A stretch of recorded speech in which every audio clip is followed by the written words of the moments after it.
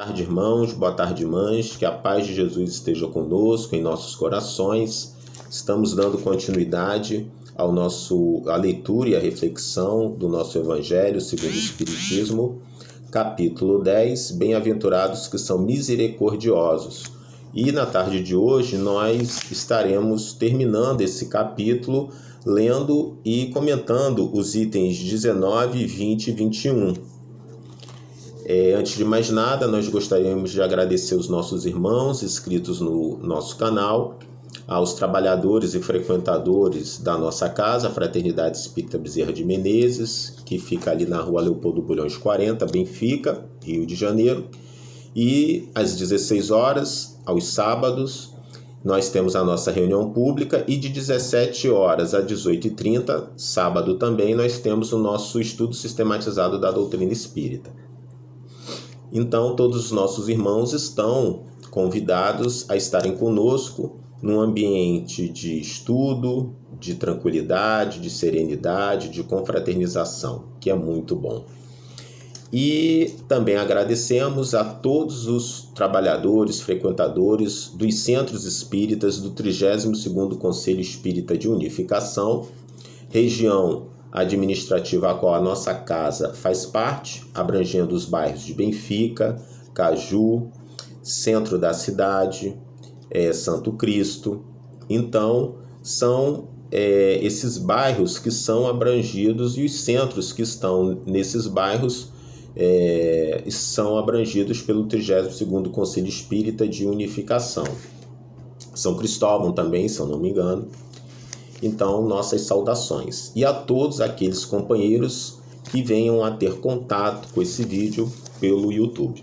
Sem mais delongas, vamos então ao item 19, 20 e 21. E é um tema muito, muito importante. Porque aqui o Espírito São Luís, ele nos orienta nessa comunicação que ele deu, ele nos orienta a como lidar com uma situação extremamente espinhosa, extremamente, por vezes, difícil, mas que nós temos que lidar. Que é a seguinte pergunta, e essa pergunta, o Espírito São Luís, ele responde em 3 outras perguntas, 19, 20 e 21. Então é a seguinte pergunta: é permitido repreender os outros, notar as imperfeições de outrem, divulgar o mal de outrem? Então, mais uma vez, é permitido pelo Evangelho, segundo os ensinos evangélicos, que nós venhamos a repreender alguém, repreender os outros, notar as imperfeições de outrem ou divulgar o mal de outrem? Então, basicamente, refletindo um pouco essa pergunta, qual deve ser a nossa conduta, o nosso comportamento perante as imperfeições do outro? E qual a nossa responsabilidade perante as imperfeições, os vícios e os erros dos outros? Considerando que muitas vezes esse outro pode ser nós mesmos, é só uma questão de referencial. Então, por exemplo, se eu estiver praticando um ato recriminável, censurável, qual deve ser a conduta de uma pessoa que tem o conhecimento do Evangelho em relação a mim? É sempre bom nós pensarmos também que esse outro poderá ser nós mesmos, tendo como referência uma outra pessoa. Então, ele vai respondendo e vai refletindo sobre essa pergunta nas 3 perguntas seguintes. Pergunta do item 19, que é em forma de pergunta: ninguém sendo perfeito, seguir-se-á que ninguém tem o direito de repreender o seu próximo? É interessante essa pergunta, Porque a gente fica assim, poxa, na Terra ninguém é perfeito. Todo mundo aqui é imperfeito, todo mundo tem seus vícios e seus problemas, em maior grau ou em menor grau. Se todos nós somos imperfeitos, como é que alguém pode chamar a atenção de uma outra pessoa? Então, quem é que teria autoridade moral para isso? É um questionamento. E aí tem outro questionamento em cima disso. Mas, por outro lado, Se ninguém chamar atenção a respeito de algo que esteja acontecendo de maneira errada, a gente pode ter um caos na sociedade, porque dependendo do erro ou do vício ou de um crime, se ninguém fizer nada, a gente pode instaurar um caos na sociedade, na humanidade. E aí, como é que fica essa questão? Então, ele vai responder da seguinte forma: certamente que não é essa conclusão a tirar-se, porquanto cada um de vós deve trabalhar pelo progresso de todos, e sobretudo daqueles cuja tutela vos foi confiada. Então, cada um de nós temos a responsabilidade de nos melhorar, de sermos pessoas melhores. Nós temos a responsabilidade de trabalhar pelo progresso material, mas principalmente o progresso moral, que é o desenvolvimento da inteligência, da moralidade rumo a Deus, rumo à perfeição. E isso não se faz sem conhecimento, sem reforma, sem autoavaliação. Então, como nós temos essa responsabilidade, todos nós, espíritas e não espíritas, porque a lei de Deus não é somente para os espíritas, mas é para todos os homens, em algum grau, as religiões, o que nós aprendemos nas escolas, contém esse ensinamento e essa ideia de que nós devemos sempre buscar o melhor em termos de fazer ao outro aquilo que nós gostaríamos que fosse feito para nós, tendo sempre o outro como referência, né? E sempre uma referência boa e justa. E também aqui nessas primeiras linhas, a gente não pode esquecer que os filhos ou alguns parentes estão confiados à nossa responsabilidade. E cabe, obviamente, nós alertarmos os filhos, os sobrinhos, os netos ou aqueles que estão sob a nossa responsabilidade e tutela a respeito de condutas e de vícios e as consequências que podem ocorrer segundo aquela conduta e aquele comportamento. Aí ele continua no item 19. Mas por isso mesmo deveis fazê-lo com moderação para um fim útil, e não como as mais das vezes pelo prazer de denegrir. Então, quando é que nós erramos ao repreender ou chamar a atenção do nosso próximo? Quando nós fazemos isso por um prazer, né? Ter prazer do uso da autoridade, prazer no uso, no exercício da responsabilidade que o outro que nós estamos em relação ao outro, para denegrir, para inferiorizar, para causar dor, transtorno, sofrimento, choro, um sofrimento psicológico.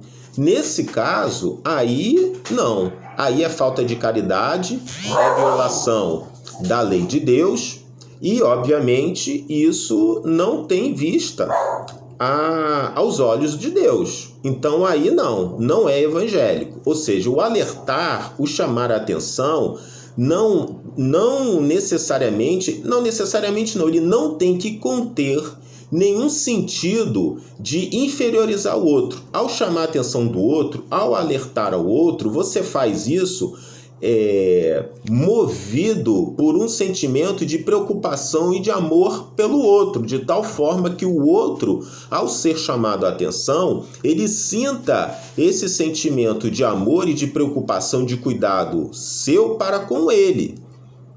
Então, se você faz isso sem estar movido pelo sentimento de cuidado, de preocupação e de amor pelo outro, o chamar a atenção, o alerta, pode realmente resvalar para algum sofrimento, algum aborrecimento no outro, e isso pode trazer consequências brandas, médias ou graves. Então, temos que tomar um cuidado muito grande com isso.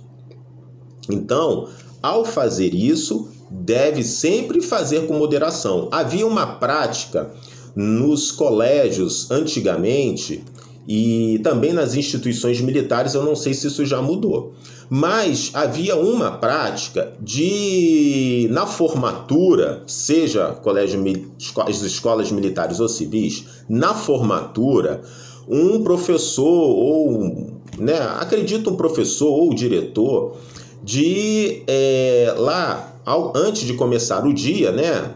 Então você tinha lá, cantava o hino e tudo. Hoje isso está menos, né?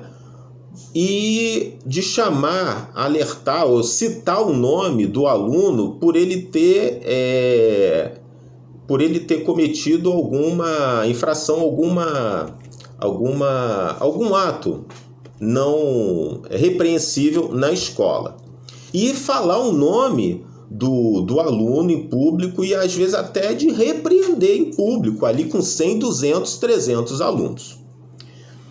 E é uma repreensão. Então, na verdade, essa exposição que muitas instituições utilizaram, hoje já não se utilizam mais, toma cuidado, já chegou casos, e dependendo da fragilidade psicológica da pessoa, esse aluno acabou se matando em relação a esse episódio. A gente não vai citar a instituição, mas logo após isso ele suicidou e cometeu suicídio. Então, temos que ter muito cuidado, não só dentro da família, com a esposa, com o marido, com o filho, ou na escola, com o aluno, ou no trabalho, de ao chamar a atenção, chamar no sentido de não espezinhar ou de expor o outro a uma grande quantidade de pessoas que vai acabar gerando praticamente uma calúnia, uma injúria ou uma difamação. Né? Ou seja, a consequência educar vai acabar gerando um efeito contrário, né? Porque isso não é somente para as relações privadas, é também para as relações nas instituições.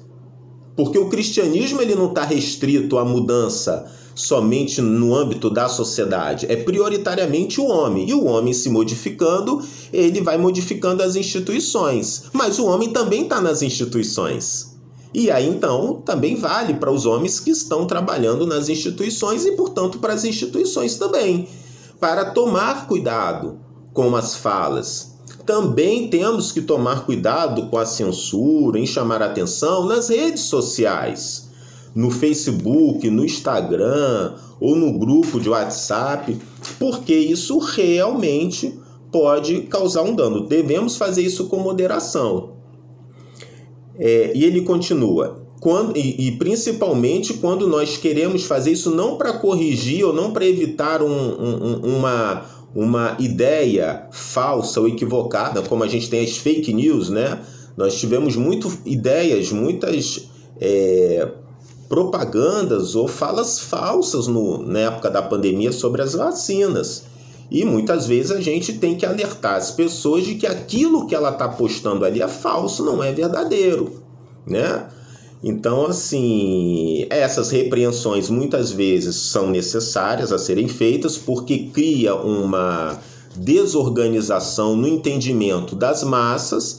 Então, e muitas vezes a gente pôde ver isso na época da pandemia, autoridades sendo chamadas a atenção, sendo repreendidas. Em grupos do WhatsApp, muitas vezes dirigentes e diretores tiveram que alertar e também chamar a atenção de alguns companheiros para tomarem cuidado com aquela mensagem que não tinha um fundamento científico ou era enviesada, né, ou como a gente chama, ideologizada. Então, tivemos que fazer, em algumas vezes, os dirigentes de casas espíritas, as autoridades públicas, tiveram que chamar a atenção de alguns companheiros. Mas isso com a finalidade para não desorganizar a sociedade e a compreensão a respeito de um medicamento, não um medicamento, mas de um instrumento para salvar, para minimizar os efeitos de um vírus. Nós vimos isso há pouco tempo, né? Ele continua aqui, São Luís. Nesse último caso, a repreensão é uma maldade, ou seja, quando você repreende pelo prazer de causar sofrimento ao outro, superioridade ao outro, é uma maldade. No primeiro, é um dever que a caridade manda seja cumprido com todo o cuidado possível. Então, no primeiro caso, é um dever. Quando você tem que chamar atenção, alertar o outro, para que ele não fale aquelas mentiras ou fake news, ou para que ele deixe de praticar aquele ato, tendo em vista que aquilo vai trazer consequências para ele e para uma coletividade. E às vezes você acaba tendo que expor a pessoa para corrigir aquele erro, tendo em vista que aquela postura dele pode trazer danos e prejuízos para as pessoas, ou físico ou no campo do entendimento. Então, isso é caridade também. Caridade não tem nada a ver, gente, com passar a mão na cabeça, com ser permissivo, ou a caridade ela não tem nada a ver com ser bonzinho. Bonzinho não é ser caridoso. Caridoso é a indulgência, é a benevolência, é o exercício do perdão, e a caridade ela não dispensa a racionalidade e o bom senso, né? E às vezes energia sem agressividade. Muitas vezes nós não conseguimos fazer isso, mas energia sem agressividade para nós não permitirmos que uma situação vire um caos. E aí continua São Luís. Ao demais, a censura que alguém faça a outrem deve ao mesmo tempo dirigi-la a si próprio, procurando saber se não terá merecido. São Luís, Paris, 1860. Então, quando nós, essa é a recomendação de São Luís, quando nós repreendemos, chamamos atenção, alertamos esposa, marido, filhos, netos, o colega do centro espírita, ou colega do trabalho, nós devemos tomar cuidado se nós fôssemos chamados a atenção daquela forma, se nós gostaríamos ou não, mesmo que seja necessário, para a gente ter o equilíbrio e nós termos uma forma de medir esse alerta, esse chamado de atenção de forma moderada. Então isso tem que ser moderado, isso não tem que ser feito no último grau, né? Tem que ser de forma moderada. O que é de forma moderada? É fazer com que o outro sinta que aquele alerta, que aquela chamada de atenção tem a ver, estarmos movidos com um sentimento de cuidado, de preocupação, mas de respeito e também de preocupação com aquela pessoa para que ela não possa se expor. Porque muitas vezes você chama a atenção de uma pessoa para o que ela está fazendo e falando, mas é porque ela está se expondo a um perigo e ela não está percebendo. E quem ama, quem gosta, cuida. E quem cuida chama a atenção sim, no sentido de alertar o outro, para que ele possa perceber os caminhos que ele está enveredando e que ele pode trazer prejuízo para ele mesmo, né? E quando houver perigo para o outro, também alertar o companheiro. Item 20, também vem na forma de uma pergunta. Será repreensível notarem-se as imperfeições dos outros, quando daí nenhum proveito possa resultar para eles, uma vez que não sejam divulgadas? Então tem algum problema a gente notar os vícios, as imperfeições, os maus hábitos do outro? E quando nós notamos, aquilo ali não vai trazer nenhum benefício para ele, também não vai trazer nenhum benefício para nós, e também nós não vamos divulgar isso. Tem algum inconveniente? Aí olha o que São Luís responde. Tudo depende da intenção. Então é a intenção que nós devemos vigiar. Quando nós comentarmos ou realizamos ou fazemos qualquer comentário, nós deveríamos sempre perguntar para nós mesmos. Alexandre, João, Sérgio, qualquer que seja a pessoa quando faz um comentário, ela deveria indagar a si mesma. Qual a sua intenção ao fazer esse comentário? O que você pretende ao fazer esse comentário? Passar o tempo? Fazer fofoca, divulgar um mal, ou fazer uma reflexão, discernir, tirar uma lição? O que você pretende ao fazer esse comentário? Isso é que nós devemos indagar para nós identificarmos qual o conteúdo das nossas intenções. Porque já dizia o ditado, de intenção o inferno está cheio. A questão é o seguinte, qual o conteúdo da nossa intenção? Seja no ambiente familiar, seja no ambiente religioso, seja no ambiente de trabalho. E aí, São Luís responde, tudo depende da intenção. De certo, a ninguém é proibido, é defeso, ver o mal, quando ele existe. fora mesmo inconveniente ver em toda parte só o bem. Semelhante ilusão prejudicaria o progresso.